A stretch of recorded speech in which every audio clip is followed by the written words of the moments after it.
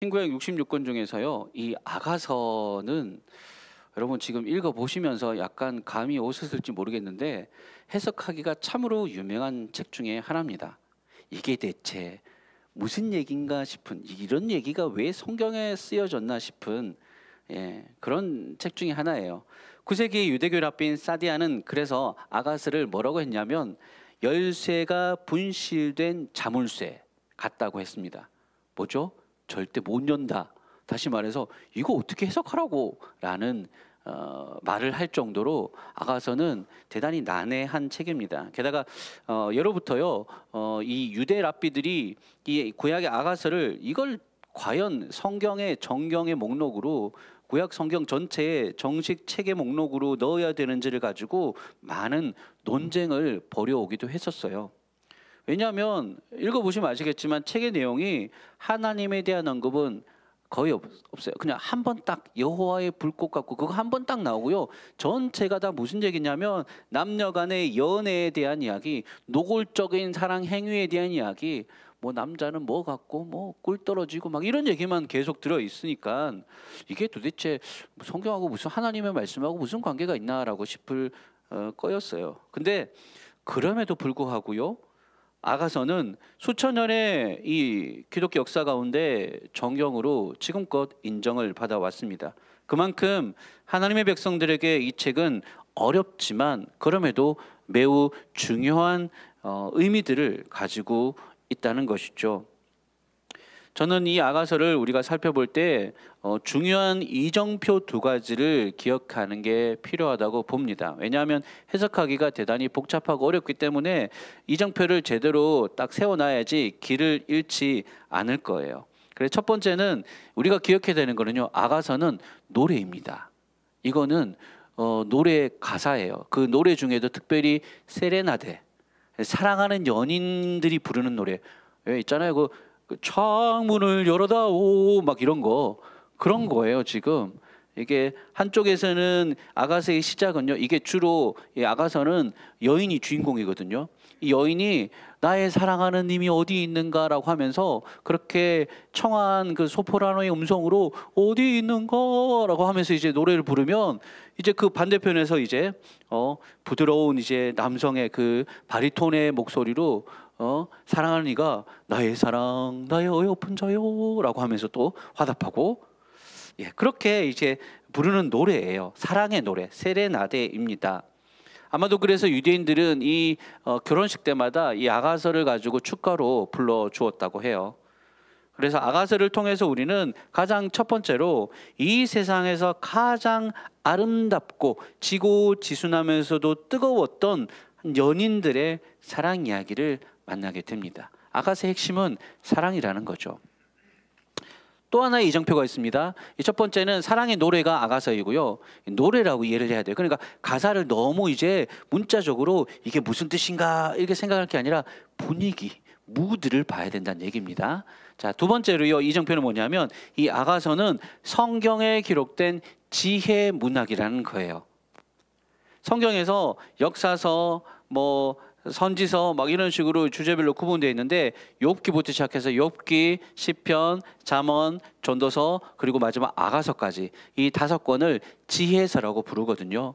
그러니까 이 책들은요, 하나님의 지혜를 가르쳐주는 책이다라고 그렇게 유대인들은 이해를 했다는 말입니다. 이 세레나데, 이 노래는 그냥 일상적인 연인들의 노래처럼 보이지만 이 책 안에서 표현되는 이 사랑은요, 바로 자기 백성을 극진히도 아끼고 사랑하시는 그 하나님 아버지의 사랑을 기억나게 합니다. 또한 신약 시대에 와서 이 아가서는요, 교회에서 어떻게 이해되어지고 해석되어졌냐면 그리스도와 교회와의 관계, 그리스도는 신랑이고 교회는 그리스도의 신부로서 교회를 극진히 사랑하시는 예수 그리스도의 그 사랑하심, 그것에 대한 이야기로 이 아가서가 이해가 되어졌고 그런 사랑을 떠올리게 하는 내용이었다라는 거예요. 사랑에 대한 참되고 영원한 지혜와 가치를 알려주는 책, 그래서 이 아가서는 성경에 기록되어 있습니다. 서로 사랑하는 연인들이 서로를 향해서 불러주는 사랑 노래라는 하나의 이정표, 또 하나는 그 사랑을 통해서 우리가 하나님과 예수님의 사랑을 깨달을 수 있다는 그 또 다른 이정표, 이 두 가지가 이 아가서를 이해하는 데 중요한 기준점, 이정표가 됩니다. 그것을 여러분 머릿속에 잘 세워주시고 이제 우리 함께 아가서의 깊은 사랑의 바닷속을 한번 빠져들어가 보겠습니다. 오늘 우리가 5장을 읽었는데요. 전체가 아가서는 8장으로 구성되어 있습니다. 총 8장으로 구성된 아가서에는 이제 스토리가 있어요. 두 연인이 사랑에 빠지고 그리고 결혼을 하고 그 결혼 관계 속에서 또 사랑을 함께 키워가는 이야기. 그게 이제 전체적인 스토리 1장부터 8장까지 이어지는 스토리라고 보시면 되고, 그 중에 오늘 읽은 이 5장의 이야기는 그 중반부에 있는 사건이죠. 사랑의 인생의 이제 중반부, 결혼을 하고 나서 이제 신혼의 꿈 같은 시간이 어느 정도 지났을 때, 그때 이제 뭐가 오죠? 권태기? 사랑의 권태기? 예? 결혼 생활에 권태기 같은 위기를 만난 연인들의 이야기가 바로 이 5장의 내용입니다. 사랑해서 한 결혼이라고 항상 뭐 늘 꼽기만 있는 건 아니잖아요. 그래서 오늘 본문을 저는 이제 전체 세 파트로 나누어서 살펴보려고 해요. 그래서 첫 번째 단락은 5장 2절부터 5장 6절까지 이야기해요. 이 첫 번째 바탕에서는요, 우리가 이 이야기를 읽을 때 이 아가서가 뭐라고요? 첫 번째 이정표가 노래예요. 사랑 노래예요. 연인들 간의 스토리. 그것을 기억하면서 읽어봅시다. 노래에서 중요한 게 아까 뭐라고 그랬죠? 분위기, 무드라고 했잖아요. 지금 이 5장에 나타난 이 노래의 무드라고 분위기라고 할 수 있는 건 뭐냐면 깨어진 사랑. 예? 팽팽하게 이제 긴장감을 갖고 있던 사랑이 어느 순간 툭하니 끊어져 버린 거예요. 무슨 일이 있었는지 봅시다. 지금 이제 주인공인 이 여인이 있어요. 이 여인은 모두가 잠든 늦은 밤에 침대에서 잠을 못 이루고 있습니다. 불면증이 있느냐? 아니에요. 지금 어떤 상황이냐면 남편이 사랑하는 이가 연락도 없이 원래 오기로 한 시간보다 훨씬 늦게 지금 아직까지도 집에 안 들어오고 있는 겁니다. 여인은 잔뜩 골인한 채 잠이 들락말락, 이거 막 어떡하나 막 이러면서 막 서운하고 아쉽고 막 화가 나고 막 이런 복잡한 마음으로 막 잠이 들려고 하는 그 찰나에 남편이 문을 두드리면서 이 여인을 부르는 거예요. 그게 지금 오늘 본문에서 2절에 나옵니다. 나의 누이, 나의 사랑, 나의 비둘기, 나의 완전한 자여 문을 열어다오 라고 부릅니다. 밤이슬을 맞고 늦은 밤이 되어서야 그제서야 남편이 돌아온 거예요. 그런데 어떻게 문이 잠겨져 있습니다. 여인이 잠궈버렸거든요. 여인은요, 일부러, 그런데 이 남편의 목소리를 들었음에도 3절에 뭐라고 말하냐면 내가 옷을 벗었으니 어찌 다시 입겠으며, 이렇게 잠옷으로 다 갈아입었는데 자려고 누웠는데 다시 또 옷 입고 나가가지고 맞는 게 좀 불편하다는 표현이에요. 그리고 발도 다 씻었는데 다시 침대에서 나가서 발을 더럽히기 싫다는 등 좀 이런 식으로 좀 약간 이게 이렇게 남자는 여자의 말에 뉘앙스를 알아야 되거든요. 이게 지금 이렇게 계속 이런 핑계들 얘기한다는 거는 이미 내가 삐졌어요. 왜 이렇게 늦은 거예요? 뭐가 문제예요? 막 이런 있었을 거란 말이죠. 예, 그러는데 어쨌든 지금 아내가 빨리 문을 열어주지 않으니까 바깥에서 남편이 다급한 마음에 문틈으로 손을 넣어서 직접 이제 문을 열려고 그렇게 했습니다. 이 여인은 그제서야지 아이고 우리 남편 힘들었겠구나 못 이기는 척하면서 일어나서 나가서 문을 열어줘요. 그런데 그렇게 해서 나가서 문을 열어줬는데 문 밖에 어때요? 남편이 없어. 가버린 거예요. 기다리다가 가버린 거예요. 이건 지금 그녀가 지금 기대했던 상황이 아닌 거란 말이죠. 내가 생각했던 거 이런 거 아닌데 남편이 미안한 마음으로 오고 막 얘기하고 여보 미안했어. 내가 사실 알리려고 했는데 막 이러면서 막 그렇게 나와야 되는 분위기로 가려고 했는데 지금 어떻게 됐어요? 사라져 버린 거예요. 뭐가 어디서부터 잘못되었는가? 이게 서로 좀 사랑의 밀당 같은 걸 하려고 했는데 안 되었는가? 긴장 관계에 있던 줄이 끊어져 버린 거예요. 그래서 6절 말씀에 이렇게 되어 있습니다. 아가서 5장 6절 말씀이에요. 내가 내 사랑하는 자를 위하여 문을 열었으나 그는 벌써 물러갔네. 가버렸어요.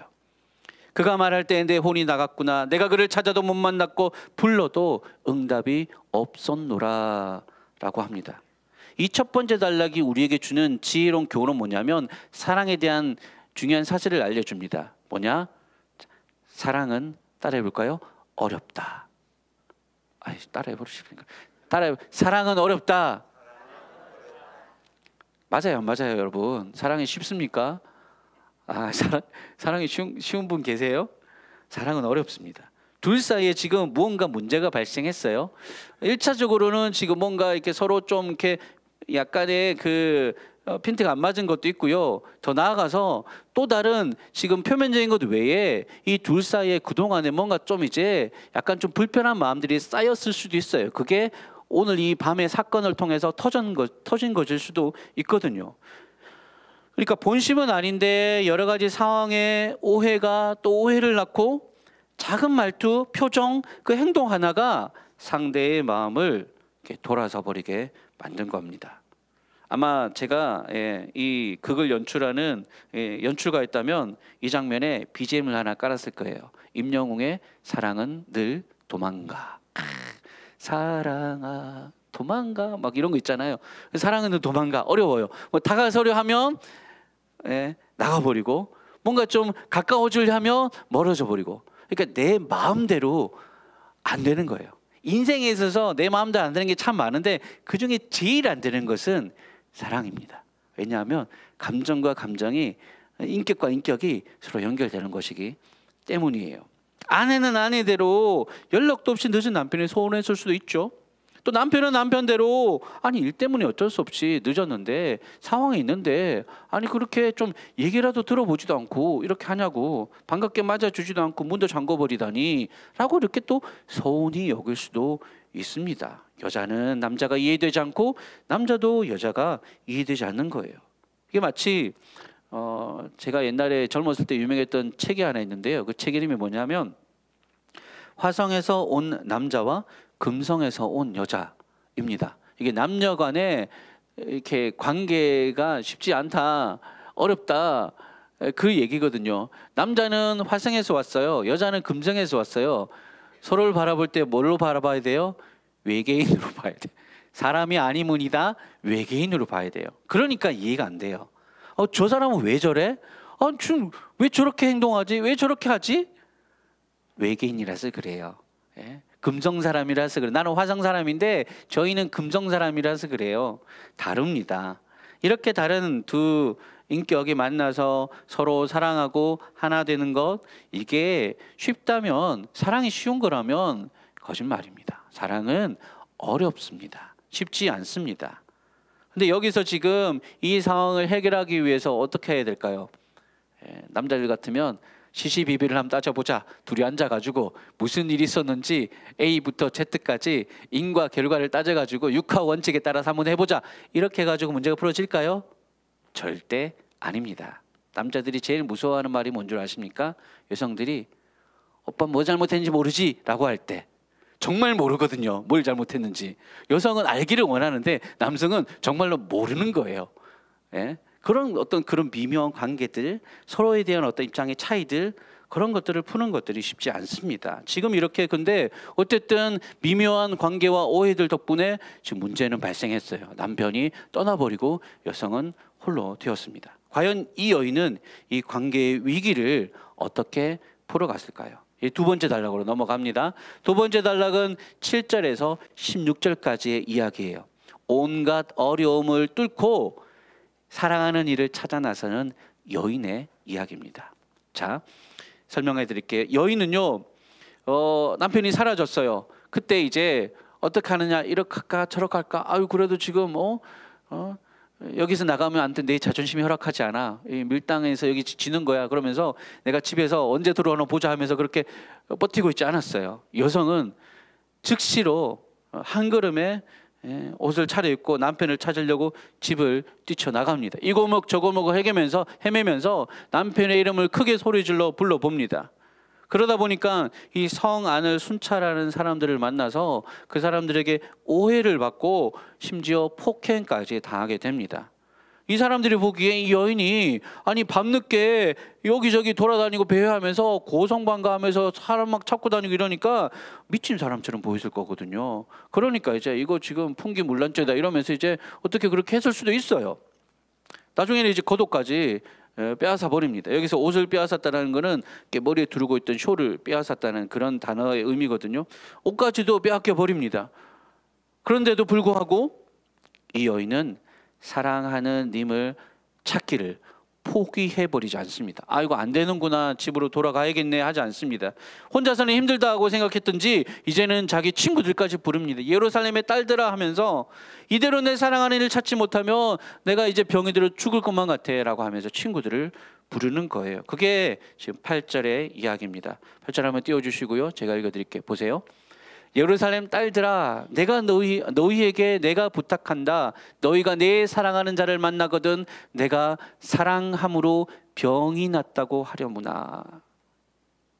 자, 여러분, 이 모든 상황에서요, 지금 이 예루살렘의 딸들이 그 다음에 어떻게 반응하냐 보면 이렇게 지금 요청을 하잖아요. 그랬는데 이 친구들이 여인에게 묻습니다. 근데 묻는 뉘앙스가 좀 되게 좀 까칠까칠해요. 뭐라고 하냐면 9절에 너의 사랑하는 자가 남의 사랑하는 자보다 나은 것이 무엇이기에 이같이 우리에게 부탁하느냐라는 거예요. 이건 약간요, 여인을 향한 조롱 섞인 빈정됨입니다. 네 남편이 뭐 대단한 게 있다고 그렇게 찾아다녀? 별거 있어 뭐? 라고 하는 의미거든요. 그렇게 보세요. 지금 남편을 찾아내기 위해서 그렇게 한밤중에 뛰쳐나가서 이렇게 수고를 하고 있는데 아무도 안 도와줘요. 예? 아무도 안 도와줘요. 도움이 되기보다 폭력적인 말로 나의 자존심을 뭉개고 돕는 척하면서 오히려 어깃장을 놓는 이들 투성입니다. 아무도 도와주지 않으려고 해요. 이런 모든 상황에서 자 여러분, 이 여인이 보여주는 태도, 거기서 우리는 진정한 사랑의 두 번째 교훈을 발견합니다. 두 번째 교훈은 뭐냐 하면 바로 따라해 볼까요? 사랑은 결코 포기하지 않는다. 네. 따라해 볼까요? 한 번 더. 사랑은 결코 포기하지 않는다. 네. 포기하지 않는 게 사랑이다라는 겁니다. 앞서 사랑이 어렵다고 했잖아요. 쉽지 않다고 했잖아요. 사소한 행동에 오해가 생길 수도 있고 또 실수로 원치 않게 관계가 멀어질 수도 있습니다. 그런데 진정한 사랑은요, 그 모든 상황에도 불구하고 그 사랑하는 대상인 그 사람에게 집중합니다. 그리고 그 사람을 놓치는 것이 다른 모든 것들보다 더 힘든 것임을 아는 거예요. 뭐 자존심, 뭐 사람들의 방해, 뭐 오해, 그게 중요한 게 아니라 제일 중요한 게 뭐냐면 이 사람을 놓칠 수 없다라는 거예요. 사랑 때문에. 그래서 그 상대를 다시 찾기 위해서 어떠한 고난과 어떠한 멸시조차도 내가 감수할 각오가 되어 있다라고 하는 것, 그것이 바로 지금 이 여인이 보여주고 있는 거예요. 다른 이들이 뭐라고 하든지 심지어 뭐 나를 오해해가지고 여러 가지 어렵게 힘들게 상황이 오히려 지금 내가 더 힘들어지고 있는 거예요. 상대를 찾아야 되는데, 관계를 회복시켜야 되는데 오히려 다른 문제들 때문에 더 어려워지는 거예요. 그럼에도 불구하고 끝까지 포기하지 않는 것, 이 모습 속에서 우리는 무엇을 발견해야 되냐면요, 더글라스 오도넬이라고 하는 분이 이 아가서 주석을 쓸 때 이 여인의 모습 속에서 자기 부인의 사랑을 발견했다라고 하더라고요. 자기 부인의 사랑, 이기심과 자기 중심성을 극복하는 자기 부인의 사랑이 그녀 안에 보여졌다라고 그렇게 말을 했었습니다. 좀 전까지만 해도요, 생각해 보세요. 옷도 갈아입고 잘 준비 마쳤다고 침대에서 내려오기조차 싫어했던 이 여인이 지금 어떻게 하고 있습니까? 자기 체면도 아랑곳하지 않고 한밤중에 위험을 무릅쓰고 살아가는 일을 찾아 지금 헤매이고 있습니다. 거리로 뛰쳐나갔고 사람들의 안 좋은 평판까지도 무릅쓰고 찾고 있습니다. 이거는 자기에게 초점을 맞춘 게 아니라 자기 감정, 자기 기분, 자기 형편, 자기 상황에 초점을 맞춘 게 아니라 사랑하는 이. 지금 제일 중요한 거는 내가 사랑하는 이를 다시 봐야겠다라고 하는 그 사랑하는 이에게 모든 초점을 맞추고 있어요. 그를 얻기 위해서 나를 버릴 수 있다는 것. 이게 자기 부인이라는 거죠. 그래서 오늘 이 본문 속에서 이 여인이 보여준 것은 자기 부인까지 해가면서 어떻게 해서든 내 사랑하는 이를 찾아내려고 하는 깊은 열정입니다. 그래서 어떤 장애물이라도 다 부수고 돌진하듯이 나갑니다. 사랑하기 때문에 내가 상사병 들렸다라고 부끄럽지도 않게 그렇게 말하는 것입니다. 그만큼 사랑하기 때문이겠죠. 그래서 10절부터 16절까지 도대체 너희 사랑하는 이가 뭐라고 그러냐라고 하면 여인들이 다른 예루살렘의 딸들이 물었을 때 내 사랑하는 여인은 이런 사람이다라고 묘사를 하는 장면이 나와요. 그게 되게 길게 나와요. 10절부터 16절까지 나의 사랑하는 사람은 이런 사람이다. 여기서 여러분 이거 적힌 그대로 그림을 그리면요 괴물이 나와요. 여러분 이거 사람을 보고 그린 그림이 아니에요. 보세요. 머리는 금덩어리고요, 머리털은 까마귀고요, 눈은 비둘기고요, 뺨은 꽃이고요, 입술은 백합화예요. 이거 거의 추상화가 될 거예요. 이거 그대로 그리면. 이거 뭐냐면 지금 그녀가 어떻게든 어쨌든 간에 지금 이 상황은요 둘 사이에 뭔가 문제가 발생했다는 거예요. 둘 사이에 문제가 발생했고 뭔가 오해가 생겼고 관계가 틀어지고 위기가 왔어요. 권태기일지도 모르겠어요. 그런 상황이 왔을 때 이 남편을 다시 찾아내려고 하는 그 마음을 그렇게 간절히 품다 보니까 우리 남편이 어떤 사람이었지, 내가 사랑하는 이가 어떤 이지 곰곰이 이제 생각해 볼수록 이게 그 사람에 대한 애정과 사랑과 존경과 그런 것들이 다시금 몽글몽글 피어나고 있습니다. 오늘 여기 11절부터 시작해서 머리, 눈, 뺨, 입술, 손, 다리, 입, 여러분 머리끝부터 발끝까지 다 묘사를 하는데 제일 중요한 묘사는요 머리와 발입니다. 머리와 발을 뭐라고 했냐면 순금이라고 했어요. 네 남편은 어떤 사람이냐? 우리 남편은 금덩어리예요 라고 말하는 거거든요. 뭐냐면 뭐 외모의 묘사, 뭐 성품의 묘사, 그게 아니라 그는 나에게 그만큼 소중한 존재다라는 의미예요. 누가 다른 사람들은 뭐라고 말할지 몰라도 그는 나에게 금같이 가장 소중한 이입니다라고 말합니다. 뭐 이렇게 상대에 대해서, 배우자에 대해서 당신의 머리는 순금 같고 막 이렇게 요즘 이렇게 얘기하면 되게 낯간지럽고 좀 이상할 수도 있겠지만 뭐 어떻게 해요? 사랑에 콩깍지가 끼면 뭔 짓을 못 하겠습니까? 자, 여러분 지금 이 여인은요 헤어짐을 경험하고 나서야 사랑하는 힘이 얼마나 값지고 얼마나 자신한테 귀한 존재인지를 새삼게 깨달은 거예요. 그래서 알게 모르게 찾아온 사랑의 권태기, 그것을 이 위기 가운데서 다시금 지금 서서히 극복해내고 있습니다. 그렇게 흘러가던 이야기가 이제 마지막 세 번째 단락인 6장 1절에서 3절에 보시면 극적으로 해피엔딩으로 끝을 맺습니다. 중간에 뭐 이 남편을 어떻게 찾았는지, 내가 찾아내는지 아니면 남편이 다시 돌아왔는지 자세하게 언급 안 해요. 중요한 건 이 노래의 중요한 건 뭐냐면 기승전결이 아니라 분위기거든요. 이 노래에서 지금 하고 싶은 얘기가 뭐냐면 그렇게 찾고 찾으면서 자기 안에서 다시금 사랑을 회복했더니 관계도 회복되어졌더라는 거예요. 2절에 보시면 내 사랑하는 자가 자기 동산으로 내려갔다라고 하는 게 무슨 표현이냐면 여기서 자기 동산은 사랑하는 그 여인, 자기 아내를 뜻하든지 아니면 같이 살던 가정을 뜻하거든요. 그러니까 남편이 가정으로 다시 왔다라는 의미입니다. 두 사람의 관계는 다시 회복되었고 그들의 사랑은 더욱더 깊어졌어요. 어려움이 있었지만, 위기가 있었지만 그 위기를 끝내 극복하고 이제 다시 회복되어진 모습이 나옵니다.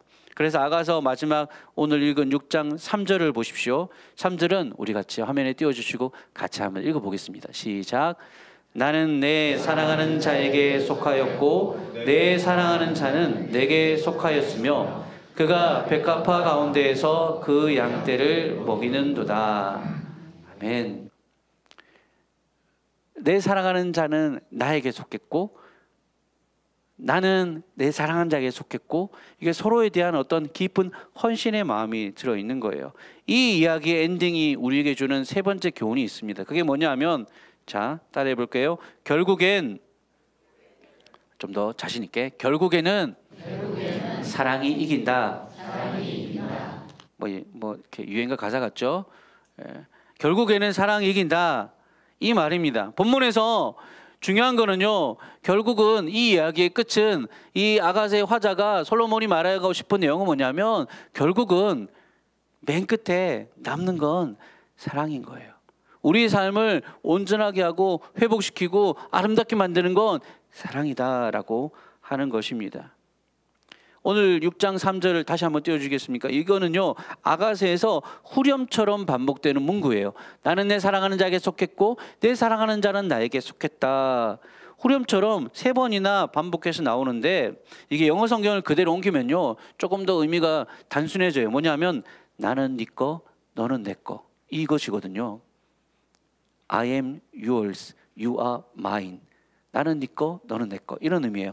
이게 그러니까 서로를 향해서 전적으로 자신을 주는 헌신의 마음, 사랑하는 이에게 내 모든 것을 그냥 다 주는 헌신의, 전적인 헌신의 마음, 자세, 이게 이 이야기의 속에 담겨져 있습니다. 자기를 앞세우지 않고 상대를 앞세우겠다는 마음, 내 필요를 채우는 것보다 상대의 필요를 먼저 볼 줄 아는 마음, 그게 사랑입니다. 상대를 내 몸과 같이 아끼고 지켜주는 사랑, 그게 바로 나는 내 사랑하는 자에게 속했고 내 사랑하는 자는 내게 속했다라는 의미입니다.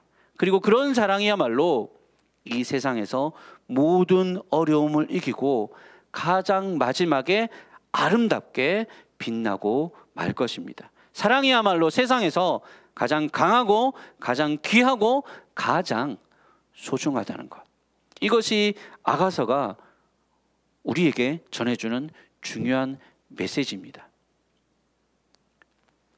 어떤 학자들은요, 이 아가서를 솔로몬이 썼다고, 솔로몬이 아가라라고 하거든요. 그래서 솔로몬이 쓴 소설로 봐요. 자기가 주인공일 수도 있고 아닐 수도 있어요.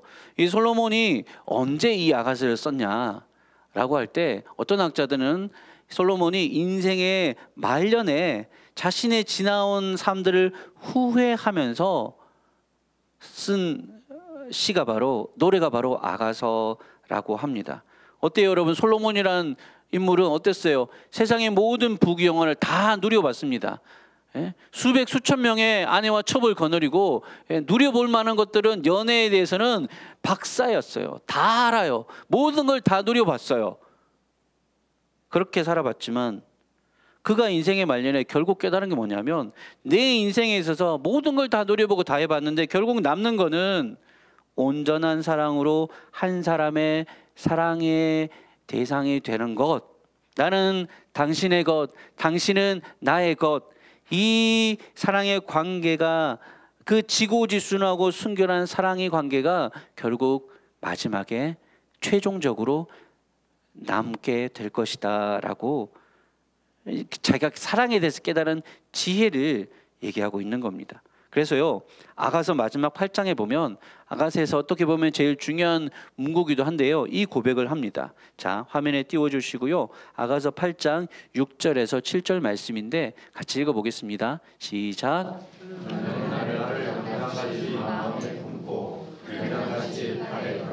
사랑은 죽음같이 강하고 질투는 수올같이 잔인하며 불길같이 일어나나니 그 기세가 여호와의 불과 같으니라. 많은 물도 이 사랑을 끄지 못하겠고 홍수라도 삼키지 못하나니 사람이 그의 온 가산을 다 주고 사랑과 바꾸려 할지라도 오히려 멸시를 받으리라. 아멘. 사랑은 죽음같이 강하고 그 어떤 물로도 끌 수 없는 타오르는 불꽃이다라고 말을 합니다. 우리 인생에서 그만큼 사랑이 중요하다. 사랑을 빼면 아무것도 남지 않게 된다라는 거예요. 그만큼 사랑을 중요하게 인생에 있어서 누구는 이렇게 말할지 모릅니다. 사랑이 밥 먹여주냐고. 지금 뭐 사랑 타령할 지금 때가 아니라고. 그런데 사실은 결국에 남는 것은 뭐냐 하면 영원한 것이 남는 것이 사랑이다라는 거예요. 왠 줄 아십니까? 왜 이렇게 사랑이 중요한 줄 아십니까? 바로 우리 하나님이 사랑이시기 때문이에요. 하나님이 진리이다, 하나님이 정의이다, 하나님이 평화다, 이런 말보다 성경에서 하나님은 이것이다라고 가장 많이 정의되는 게 뭐죠? 하나님은 뭐라고요? 사랑이시다. 그래서 사랑이신 하나님께서 창조하신 이 세상이기 때문에 이 세상은 결국은 사랑이 가장 중요합니다.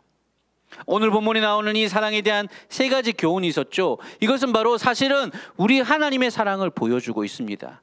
주님의 사랑은 초장부터 사실은 어려운 것이었거든요. 난관에 부딪혔었습니다. 에덴 동산을 지었을 때 그렇게 완벽하게 그렇게 아름다운 관계들과 가정을 만들어 놓았더니 어떻게 되었어요? 하나님의 약속을 어기고 하나님을 자신의 삶에서 밀어내어 버렸습니다.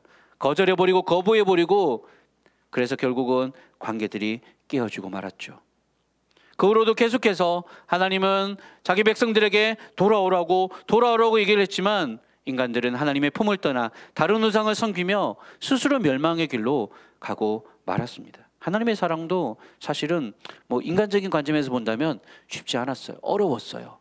그렇지만 그 하나님은 또 포기하지 않으시는 사랑으로 사랑하셨습니다. 끈질기게 자기 백성들을 찾아오셨고 붙드셨고, 결국에는 어떻게 스스로 직접 사람의 몸을 입고 이 땅 가운데 찾아오셔서 십자가에서 그 참혹하게 자기 생명을 우리에게 내어주시는 죽음에 이르는 그 자리까지도 하나님께서 마다하지 않으시고 찾아오셔서 그 죽으심과 부활하심으로 우리를 죽음의 권세에서 구원을 해 주셨습니다.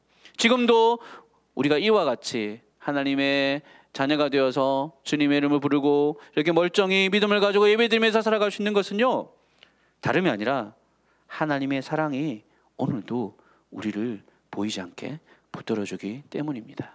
우리 자신의 가슴에 오른손을 얹고 한번 이렇게 얘기해 볼까요? 나는 지금도 하나님의 사랑을 받고 있다.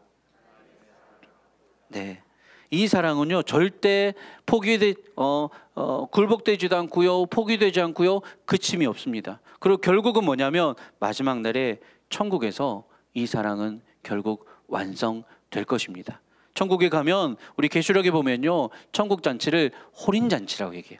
어린 양의 혼인잔치다라고 그렇게 묘사를 합니다. 가장 인생에 있어서 제일 기쁜 날이 혼인날이, 결혼식 날이잖아요. 그 혼인잔치에 신랑 되신 주님과 신부 되는 우리 교회 성도의 모습이 쫙 등장하면서 그 사랑의 아름다운 완벽한 하나 되는 결실을 맺는 그 순간이 우리를 위해서 준비되었다. 이것이 우리의 삶의 마지막 결론입니다. 그래서 제가 늘 말씀드리는 것은 그리스도 안에 있는 인생은 결국에는 해피엔딩이 될 것이다 라고 하는 것입니다. 그날에 새로운 에덴 동산 생명수 강가에서 우리는 주님과 연합하여서 나는 나의 사랑하는 자에게 속하였고 내 사랑하는 자는 나에게 속하였습니다. 나는 당신의 것, 당신도 나의 것. 이 완벽한 헌신과 순종과 연합의 관계 속에서 이 아가새의 노래를 함께 부르면서 영원한 행복이 완성되는 그날이 우리에게 예배되어 있습니다. 사랑하는 여러분, 이제 그날을 고대하면서 바라기는 이 사랑을 날마다 더 깊이 알아가기를 소망하는 그 열망이 저와 여러분 가운데 있기를 주의 이름으로 간절히 축원합니다. 우리를 향한 그리스도의 그 놀라운 사랑에 그 길이와 넓이와 높이와 깊이를 알면 알수록 우리는 더욱더 사랑하는 사람으로 자라가게 될 것입니다. 에베소서 3장 18절에서 19절 말씀이에요. 우리 같이 한번 읽어볼게요. 시작. 능히 모든 성도와 함께 지식에 넘치는 그리스도의 사랑을 알고 그 너비와 길이와 높이와 깊이가 어떠함을 깨달아 하나님의 모든 충만하신 것으로 너희에게 충만하게 하시기를 구하노라. 아멘. 바울이 말하기로는요, 이것이 성도의 삶의 가장 최고의 지극한 목표입니다.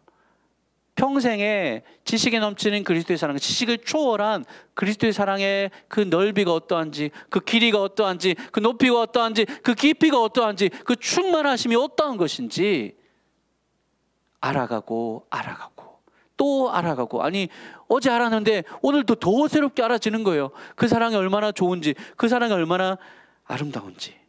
그래서 그 사랑으로 말미암아 내가 사랑으로 삽니다라고, 하나님의 사랑으로 삽니다라고 그렇게 고백할 수 있기를, 그렇게 충만하게 체험받아 살아가면요, 우리도 정말로 사랑으로 살 수 있게 될 것입니다. 기억하십시오. 여러분, 뭐니 해도 여러분, 사랑이 결국은 마지막에 남습니다. 인생의 마지막 끝자리에서 남는 것은 내가 정말 사랑하면서 사랑받으면서 살았는지가 그 사람의 생애 가치를 증명해 줄 것입니다. 사랑을 만만히 보지 마십시오. 우리는 사랑에 살고 사랑에 죽는 사람들입니다. 인생에서 사랑이 가진 힘을 무시하다가는 큰 코 다칩니다. 왜냐하면 부귀와 영화와 모든 것은 다 지나가더라도 결국의 마지막은 우리가 얼마나 사랑받고 또 사랑했는지, 사랑만이 남을 것이기 때문입니다. 이 한 주간도 그 주님의 사랑을, 그 놀라운 사랑을 더욱더 알아갈 수 있도록, 그래서 우리가 맺어가는 모든 관계 가운데서 가장 가까운 부부 관계에서부터, 가정에서부터, 또 교회에, 또 이 사회에 이렇게까지 우리가 맺어가는 모든 관계들 안에서 예수님의 사랑을 실천하며 살아갈 수 있는 저와 여러분 되시기를 주의 이름으로 간절히 축원합니다. 아멘. 우리 함께 기억하시면서 같이 찬양하고 기도하겠습니다.